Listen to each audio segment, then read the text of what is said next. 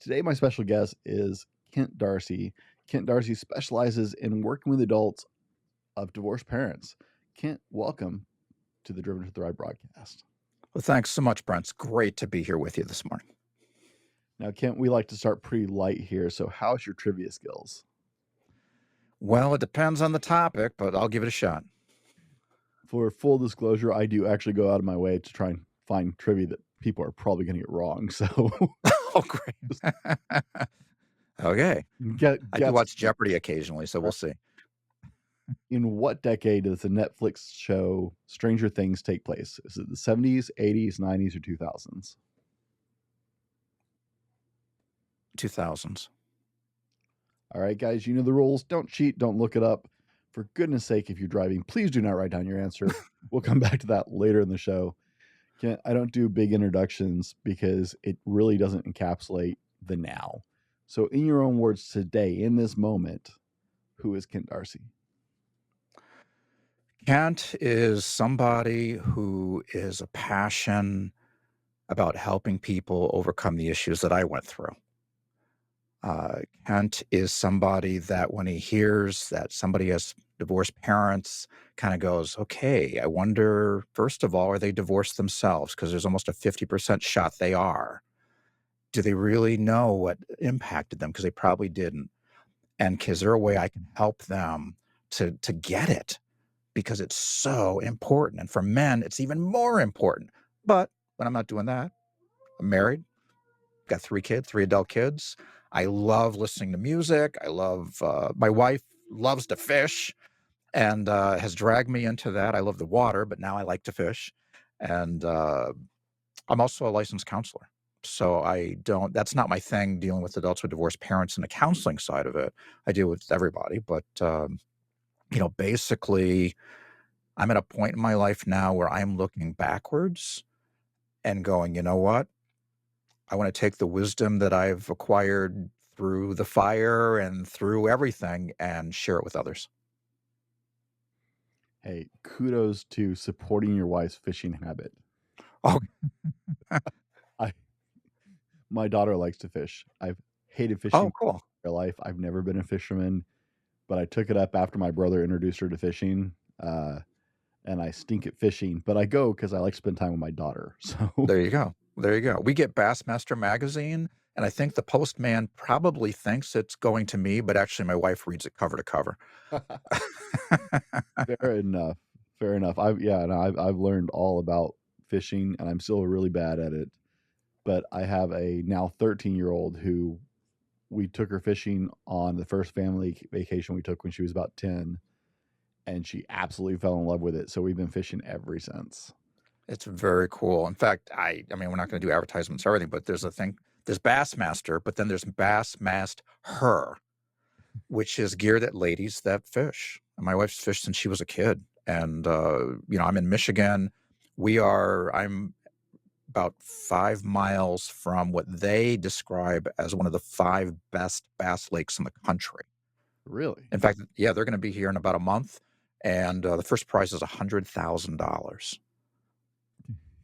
Yeah, it's like NASCAR for boats. It's crazy. I mean, I had no idea this world existed. And I now I can my wife still outfishes me, but I can hold my own. So I'm an oddity. I actually grew up at the home of Bass Pro. So Oh, okay. I was younger. I spent significant portions of my life in Springfield, Missouri, where Bass Pro started. Oh, okay. And people would come and visit us. They're like, "Oh, can we go to Bass Pro?" It's where we took tourists there because All right. Springfield, Missouri, they have caves and they have bass fishing. That's what they have.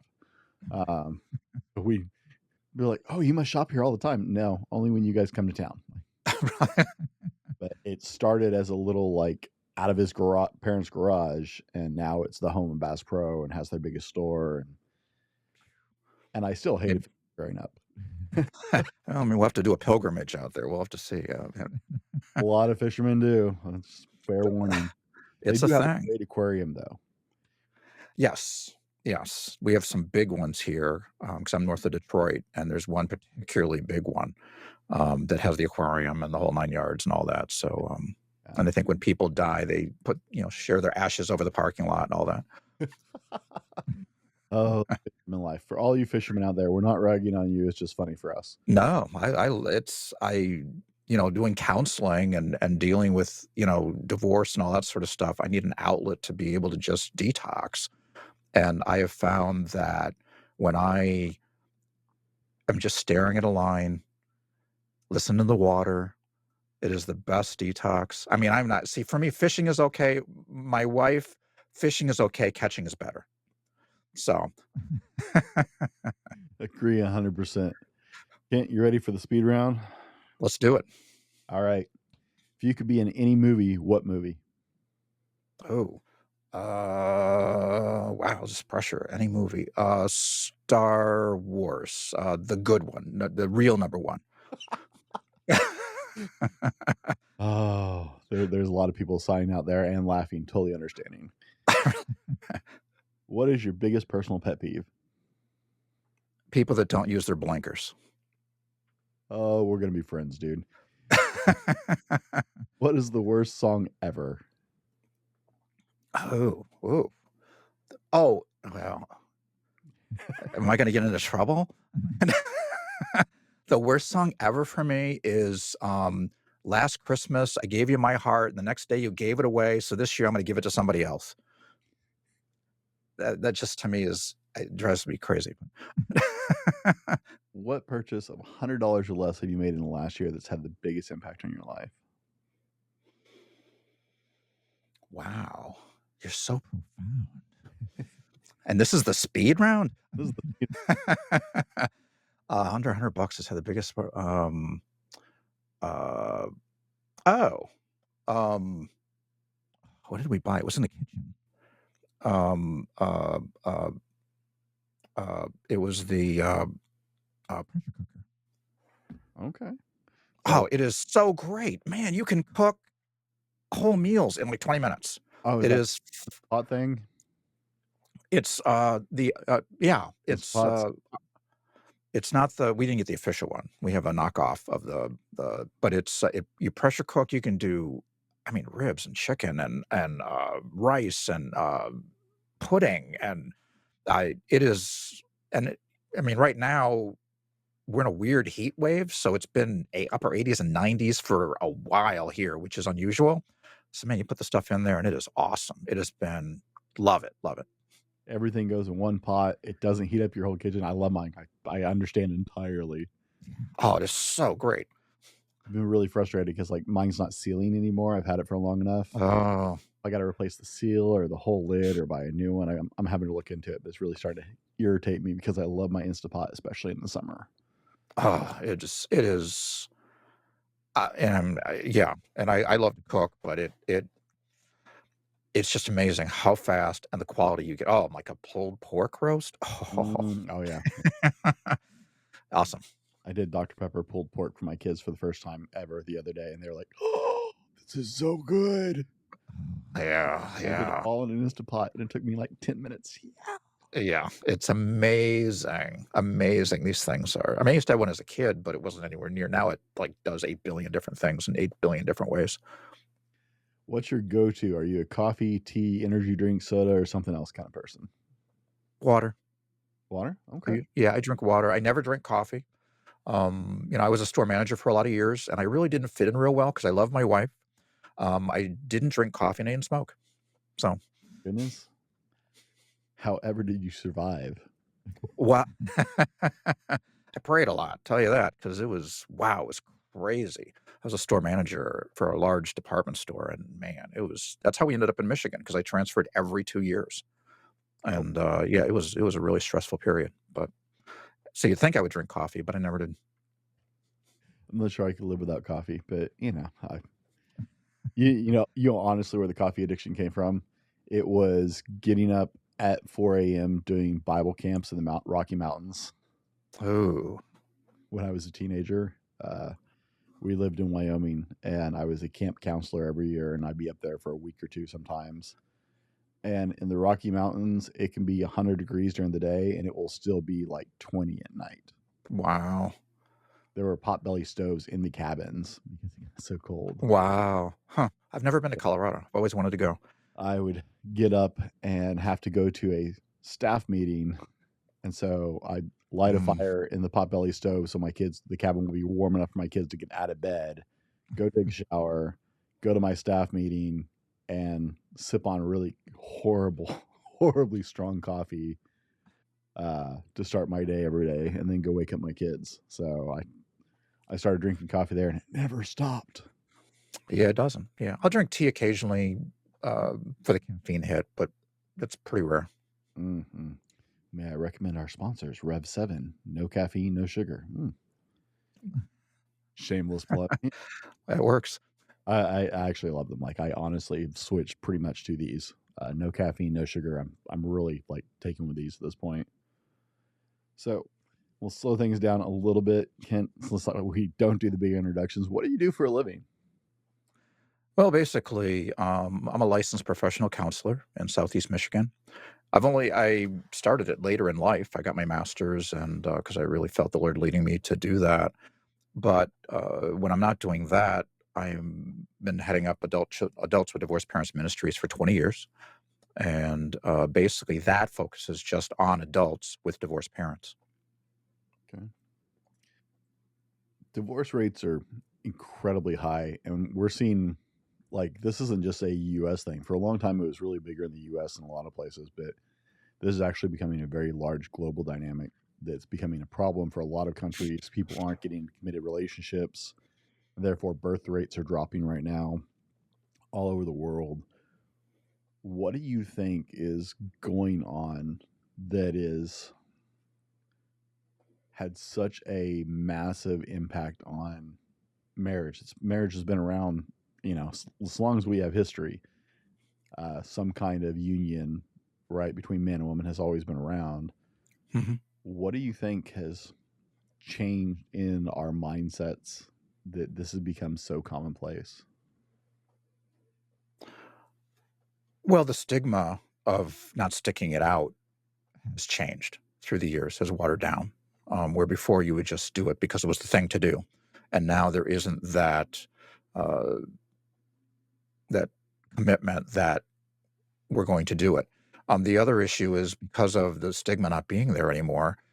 Um, Probably the last 10 to 15 years, the number one reason for divorce was because I'm not getting my needs met.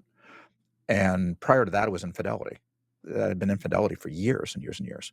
So now, when you combine my needs not being met with the fact that now 70% of the divorces are filed by women, and you talked about the global issue of a divorce, basically, as westernization exports and the economic condition of women increases, the divorce rate increases. And that's around the globe: India, China, Africa, South America, wherever. So you have the combination of the stigma's gone, um, economic increase, the issue that we can just divorce if we want to, and probably the biggest issue is that we don't think it's a big deal. We don't realize the impact of it. Um, and that really is, and then from my perspective, the other reason why there's a couple. You have gender issues that we just don't understand that men and women are different, and they're not wired the same, and that's a huge issue. Um, it, we got guys listening. You want to really help yourself out? There's a book called For Men Only by Jeff Feldhahn. Great book, and basically it tells you what makes women tick, and it's fabulous stuff. Not a great book, not a huge book, and it comes as an audiobook. 'Cause I know a lot of you guys probably don't read. Men aren't big readers, but it also comes as an audiobook.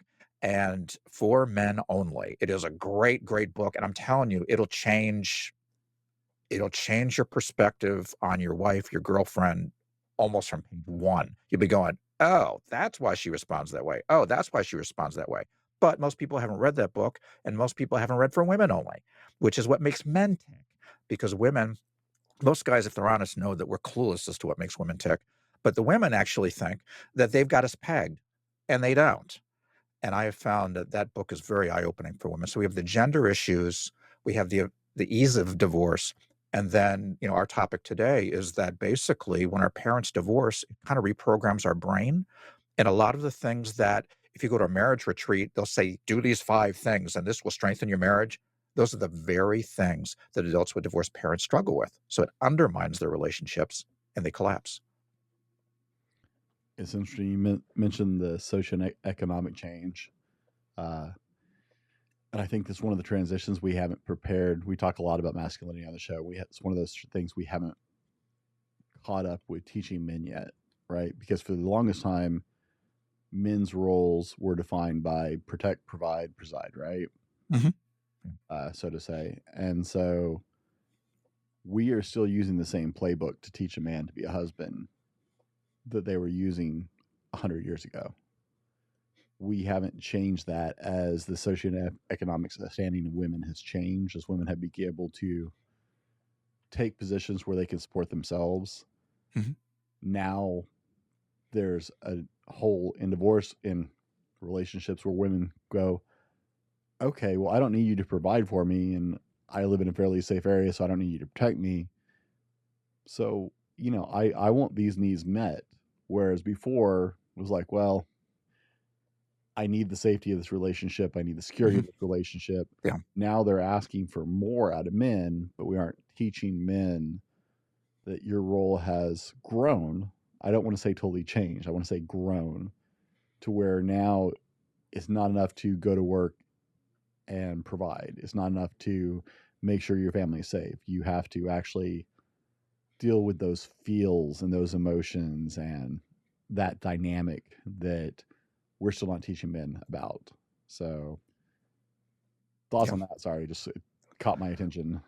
Yeah, well, it's kind of interesting. I One of the things I draw, um, when I'm dealing with guys is that women have to go full circle when they're communicating.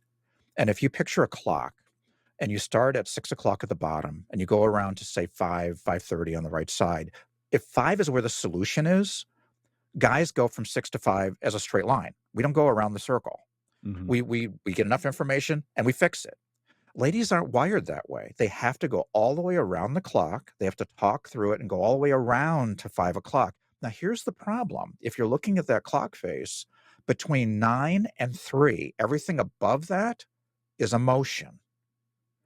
And I call it the valley of the shadow of emotion. And the ladies have to go through that to get to the solution. In fact, and this is going to freak you guys out because it makes no sense to us, most ladies, the solution isn't even as important as the journey through the valley of the shadow of emotion to get to it, which for a guy makes absolutely no sense. But guess what? That's how they're wired. So when I deal with the ladies, I say, ladies, you got to make the circle smaller because the guys just can't hang in there through these big, long circles. Save those for your girlfriends. But guys, you have to hang in there with them. Where we filter out emotion to get to the solution, they go through the emotion to maybe get to the emotion. In fact, if you hang with her through that, she doesn't even really care about the solution that much. And that's one thing that they don't teach, but it's super important because it is light years different than how we as males think. One of my favorite books is "Men Are Waffles, Women Are Spaghetti." I don't know if you've ever heard of that, Yeah, but yeah, yeah. and like the first time I heard that as a keynote, actually, like my wife brought the CD back from a women's conference she heard it at, Mhm. and I was hooked. Like the first time I heard it, I was like, "Oh my goodness, this makes so much sense." Yeah, Uh, yeah. And it's the way we are created. God created us male and female. And very often, what happens in our relationships is if she would just be more like me and get rid of this emotion stuff, we would all be better. And she's thinking if he would just be more communicative and if he would just feel more, we would all be better. And the reality of it is there's strengths and weaknesses to both. And God intended them to be together like hand in glove, not fist to fist, which is where we tend to where we tend to park. Now, guys, we're just getting warmed up here. Kent, is there anything that our audience needs to know about you before we jump into the rest of this today? Yes, and I'm glad you asked that. We are talking about a very sensitive subject, divorce.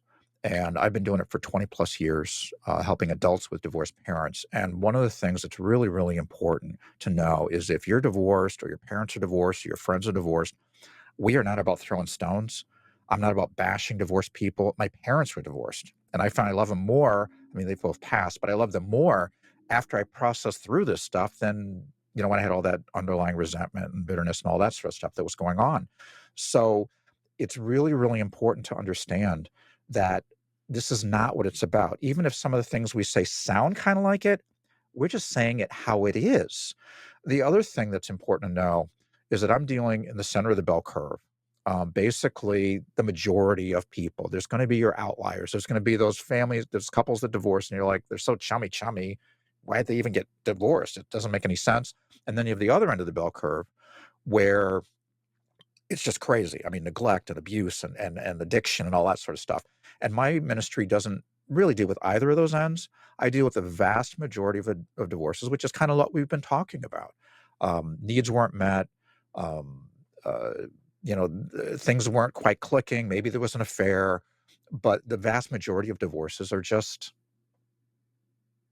I don't say normal because they're not normal, but we're going to be dealing with the vast majority of divorce, the average divorce, if you will.